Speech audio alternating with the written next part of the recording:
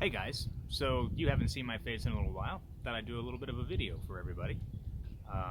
Obviously, we're going to be starting class, our digital class, here in just a week, so on April 6th, right? So I've got things that I'm cooking up for you guys to do while you're all at home doing your thing. But what have I been up to since we've all been off break? So obviously, now that the daycares are basically closed, I've been watching my daughter and my son, having a lot of fun. Well, the first 2 weeks we were inside a lot. That wasn't fun.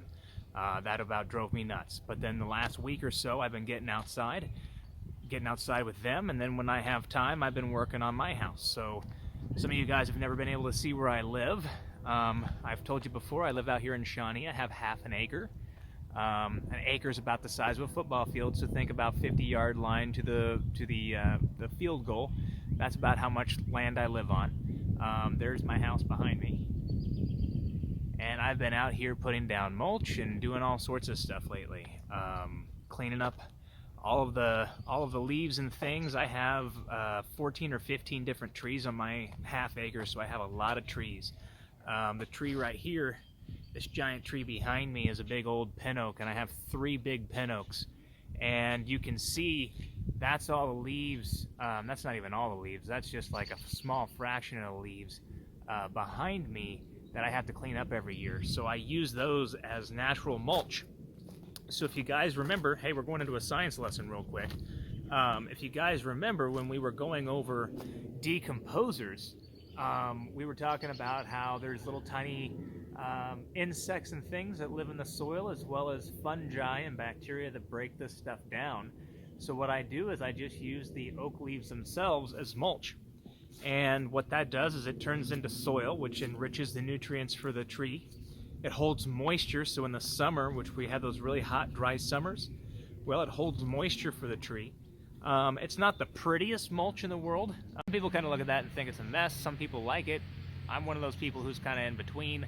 What I'm doing here is this tree, I have like 14 trees on my 1/2 acre, and a half acre is about a half a football field. So I have a lot of trees here, and they're all old and mature trees. So they're humongous, and because they're humongous, they have a lot of leaves, and I'm one person, and it's a lot to take care of. So one of the ways I try to manage that while still staying within certain, we'll say gardening guidelines, we'll just put it that way, is I make a mulch pile out of it for each of my large oak trees. Now, the cool thing about oak leaves is they provide a lot of nutrients for the soil as they break down. They provide a home for all the little critters that like to break that stuff down and turn it into dirt over the winter time. It keeps moisture in the soil when it's dry in the dead of winter and the hot summer. So it helps retain moisture for the tree, which is good for its health overall. And as those little critters and stuff break that stuff down, they're trapping carbon in the soil. And a lot of what the plants need is carbon, and that's what the mushrooms and stuff that live in the soil also need, so on and so forth. So what's happening here is I'm using what nature is giving me, which is all of this free mulch. And I'm basically letting the ecosystem do its thing. So you guys remember we talked about decomposers. Fungi, tiny insects, large insects, all these things are breaking this stuff down and turning it into soil so it can be reused. And where did all of this material come from? Well, mainly the air, because the tree used carbon dioxide to make the sugars, and the tree used the sugars to make the fiber that created the leaf. So what I'm doing essentially is, instead of burning this and turning it back into carbon dioxide, or instead of sending it off to a dump, and who knows what's going to happen with it there, I'm allowing, or basically taking all of this extra carbon, taking it out of the air, trapping it in the soil, and I'm making the soil here richer. Because one of the problems you can see here in my yard is I have bad soil underneath this tree. There's a lot of clay. So over time, this is just going to keep turning into really nice dirt, and then when I go to put grass seed down, it's eventually going to take permanently, which is what I'm hoping for. So that's one of those things, being a science teacher and understanding the ecosystem and how it works. it can really kind of aid, and that's one less thing I have to go spend money on. There's no wasting money on fertilizer and all that, or wasting money on mulch that I don't need. I'm using what's already here. So anyways, you can see my backyard here, all of the different trees I have. I have 2 peach trees and apple trees right here, and just a ton of trees everywhere.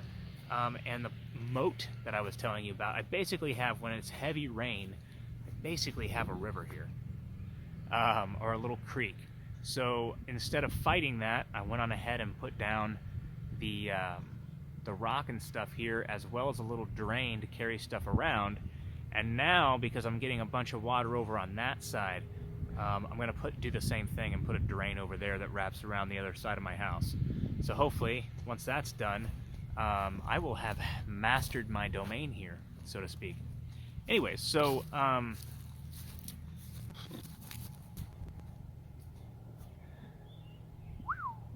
this right here is my garden, and you can see kind of the same thing I was talking about earlier, is I have a lot of leaves in the ground. I blow these up here every winter. In my garden, I let, again, all the little microbes and stuff, break them down, turn them into soil, and continue to build that topsoil for all of my plants. One of the other things I do that not many people do is I allow things to grow in my garden that's something other than the things I intend to eat. So I have different wildflowers in here, things that other people might call weeds, but that's to bring in different pollinators, because remember, pollinators need food all throughout the summer, not just at the random times your one plant might be putting off a flower. So the more things I can have out here that are putting off flowers all the time, the more things will hang around my garden, and the more things in my garden will get pollinated, which means more food overall. Because remember, you're not going to get a fruit, a squash or a cucumber or anything like that, unless that flower gets pollinated. So on top of that, it also provides a habitat for all of the different insects that eat the pests. So things like hornets and things like wasps and other predatory insects, soldier beetles and all those, the more flowers and variety of things that you have, the more different types of insects you'll get. So right now, my garden looks really messy. That's just how it is this time of year. It's about to get cleaned up. That's what I'm doing today. But because I leave it messy like this throughout the winter, and I let these leaves sit, and I actually actively put the leaves in here, I have a really dark, just super dark, rich soil up here to use. So anytime I need extra garden soil, I just pull up a shovel and dig out of this area out here. And then to mention what I do in the summer, I don't leave bare soil up here, because bare soil, when it rains, gets washed away. And I don't know if you guys noticed, but this is up on the top of a hill. So because I'm on top of a hill right here, if I have bare soil, I'm going to lose all my good topsoil in a handful of years, and I have to spend money for somebody to bring stuff out here, bring a dump truck load of soil out here to spread around again, and that's just dumb. So what I do in the summer is there's a lot of wild violets, which are considered weeds for most people, but wild violets take over the area, and I let them. And because I let them, they put their roots into the soil. That grabs onto the soil and keeps it from being washed away when it rains heavily. And because there's roots in the ground, it allows the water to seep into the soil faster. And because there's vegetable matter on top, that keeps the water in the summer from evaporating, so I don't have to water as often. So I do gardening different than most people, but I'm trying to focus on ecosystem health. And I'm trying to use the ecosystem to do most of the work for me, as opposed to spending a ton of money on fertilizers and insecticides and things like that. So I'm trying to use the science that all of you guys learned this fall, in the way I garden, essentially. And these big, ugly piles of leaves, which, again, with all of the trees that I have, it's really impossible to bag all of this. I would spend probably a good week of just leaf cleanup every year if I were bagging all of these leaves, because I'm the only person doing it. It's just me. So what I do instead is I have these big leaf piles, and again, I'm on top of the hill. My yard and my garden is downhill from these two piles. So what happens is, again, little microbes eating all that stuff. They turn it into dirt and soil, and when it does rain and everything else, it will percolate downhill. It'll flow downhill, and it's like free fertilizer. So these two big piles, this is kind of how I have to manage all of the different leaf sources that I have in my yard. And I think I'm doing an okay job with that. It's working out. So you can see the 3 oak trees there, and they have those rings around them as well with all of that mulch. So anywho, science lesson for you. You guys can see here, this is my little bird garden. And I've been working on this as well. This is where the dump truck of mulch, a lot of it went. But anyways, you can see the 3D printed models and stuff, the little pots that I've made in the past. Well, they're now down here in the garden hanging out. And I've got my bird feeders and stuff hanging around all my deck here. And I have tall grasses that grow here. So those little cut off patches of grass there grow about 10 foot tall.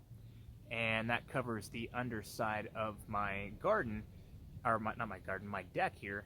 And the nice thing is the bushes here, the maple tree, I have some red buds growing over here on the side. All of these things are great for birds because it makes them feel safe. So when they're at the feeder, if something like a hawk is flying overhead or a cat's approaching or something like that, they'll go fly off into the medium cover stuff. So it's a way to kind of draw in birds. And you guys know that I'm a dork for birds. So I've got my little garden there, and you guys can kind of see I've got a swing and stuff on the outside of my fence, so I don't just have the patio there. So as you guys have figured out, once it gets warm, I'm outside pretty much all the time. That's where I like to be. So the week coming up, I've got some assignments and things for you guys to do. I've actually got a fun project with you. Miss Bullington is still going to stick on for the remainder couple of weeks that she was going to be here. So we've got a project for you guys to do. 6th graders, we're going to kind of move into some familiar territory, and then we're going to kind of branch out from there. We're going to do some chemistry stuff. At least I'm going to try and teach you some chemistry stuff and show you how to make distilled alcohol, basically, using biology, using some biological equations that you guys have seen before, and basically we'll make some fuel-grade alcohol with it. I will make it here. I'll record it all for you. You guys can watch that and kind of learn about it. 7th graders, I'm gonna have a video for you here really quick. I still am putting it together. As you can tell, I've been busy doing all sorts of other stuff, and I knew I had until April 6th, so I obviously have been procrastinating. But I have a video I'm going to put together for you guys, basically giving you the overall answer of how Rosedale Hill, Mount Marty formed, and give you the geological breakdown of it and all that. There'll be a little small questionnaire for you guys to kind of fill out after that. That'll be basically your first assignment back. And then we've got a new project for you that I think you guys will like. And if you guys have your iPads, go on ahead and download iMovie and have it ready to go now.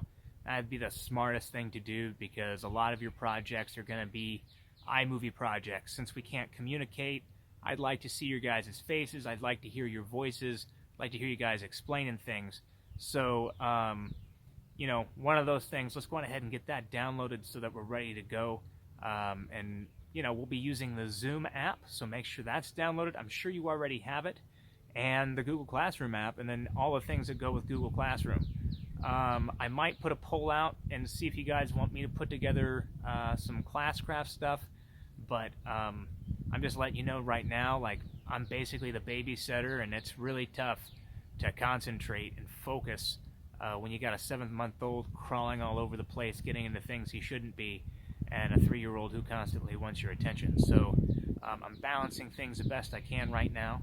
I've got this 2-hour period generally in the afternoon if they give it to me to get some stuff done. So Classcraft, maybe I can put some stuff together for like May, or the end of April, but nothing like right away. So if you guys want that, I can do it. Just know it'll take a while for me to get it put together. Other than that, man, drop me a line if you have any science questions, anything like that.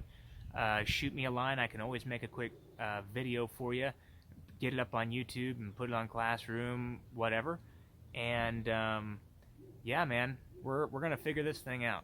So Until I see you guys, take care.